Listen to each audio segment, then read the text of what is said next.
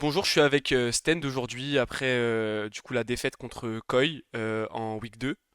Déjà Stend, bah, je veux savoir comment tu te sens, comment se sent l'équipe après cette semaine un peu compliquée. Mais bon, pour votre décharge, vous étiez quand même face à des gros morceaux quand même. Ouais, bon, ça va pas trop. En vrai, même si c'était deux grosses équipes, je pense qu'on n'a pas du tout montré un bon visage. Euh, c'est vrai qu'on a une semaine d'entraînement difficile et ça s'est montré sur cette semaine, donc contre G2 et Koi.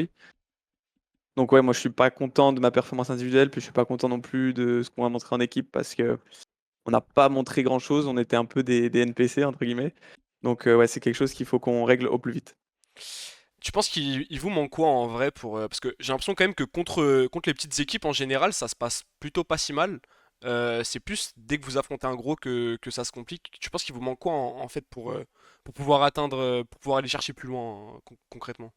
Oui, du coup, je pense que nos landing phases sont pas encore assez stables, mais c'est surtout notre mid-late game où je pense qu'on est encore trop. On n'est pas du tout assez décisif sur nos rotations, sur ce quoi on veut jouer pour. Et contre les bonnes équipes, bah, si on n'est pas décisif et on ne sait pas exactement sur ce quoi on veut jouer, bah, on se fait punir sur des zones qui sont pas forcément les nôtres, pardon. Du coup, ouais, je pense que c'est ça les deux plus gros points à travailler. Et c'est quoi l'idée derrière la draft Draven? Parce que de l'extérieur, moi j'ai l'impression que c'était injouable pour un Draven cette game. Il y avait un milliard de menaces, que ce soit Aurora, Vi, enfin ça avait l'air vraiment compliqué à jouer, même Kai'Sa. Donc est-ce que c'est une draft juste parce que, enfin, j'imagine qu'en practice ça doit être quelque chose qui fonctionne. Comment c'était quoi? Euh, Bah en fait, en soi, il n'y avait pas beaucoup d'options en ADC. Et on avait une draft qui était assez slow. On avait Cassante, Victor, Skarner. Et je pense qu'on a cherché à avoir une win condition dans la game. Ok. Parce que Draven dans Kai'Sa, c'est un très bon match-up. Donc on aurait pu snowball via ce Draven. Et après, si ensuite on arrive à contrôler les flanks et avoir un stack de Drake, je pense qu'on aurait pu gagner la game, je pense. Mais ouais, du coup, je suis d'accord que la game Draven n'est pas facile. Ils ont beaucoup d'outils pour aller le chercher. Surtout que c'est un peu la seule menace, entre guillemets. Ouais. Donc s'ils arrivent à tuer le Draven, derrière, on n'a pas grand-chose. Euh, je voulais te parler un peu du niveau des supports en Europe.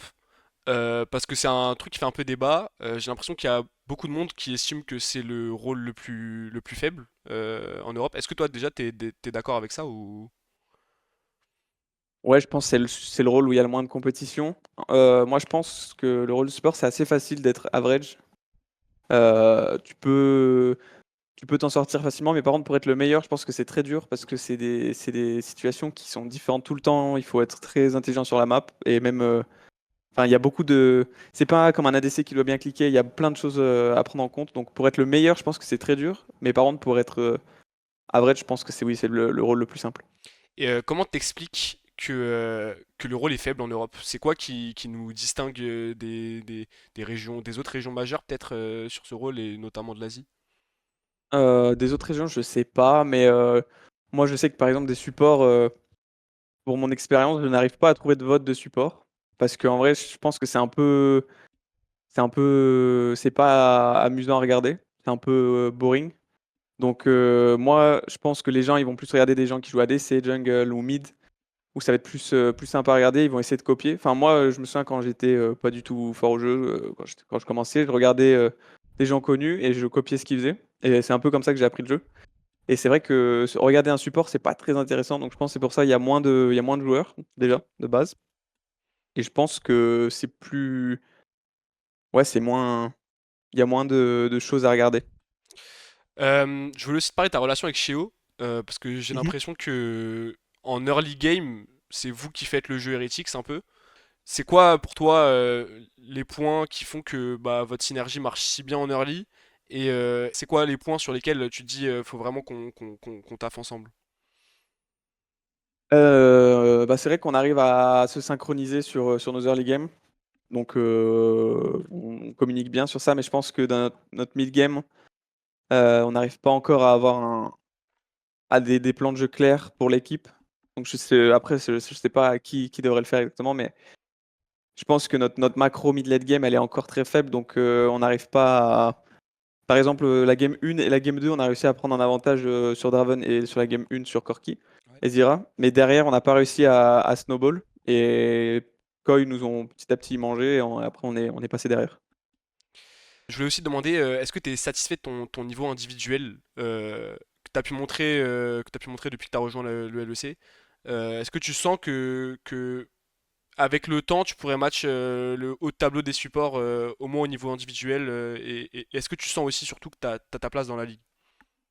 Bah, moi, mon winter, je suis très content. Je pense que j'avais largement le niveau LEC. Je pense que je me situe au milieu, vers le top 5. Après, là, je suis pas du tout content de mon spring. Là, c'est un peu compliqué, honnêtement. Mais oui, je pense que oula, pardon. Je pense que c'est vraiment faisable d'être dans le top. Parce que je pense que même les joueurs top, il n'y a pas beaucoup. En fait, il n'y a pas beaucoup de jeunes rookies prometteurs sur ce Ouais. rôle. Donc je pense que si je travaille et que je fais les efforts, je pense avoir la place pour y arriver, oui. Euh, et enfin, je voulais aussi te demander, c'est quoi les ambitions de Team Heretics sur ce split? C'est quoi l'objectif? Est-ce que quand vous avez démarré l'année, vous vous êtes dit, ok, on vise ça? Oui, bah, on avait des objectifs enfin court, moyen, long terme.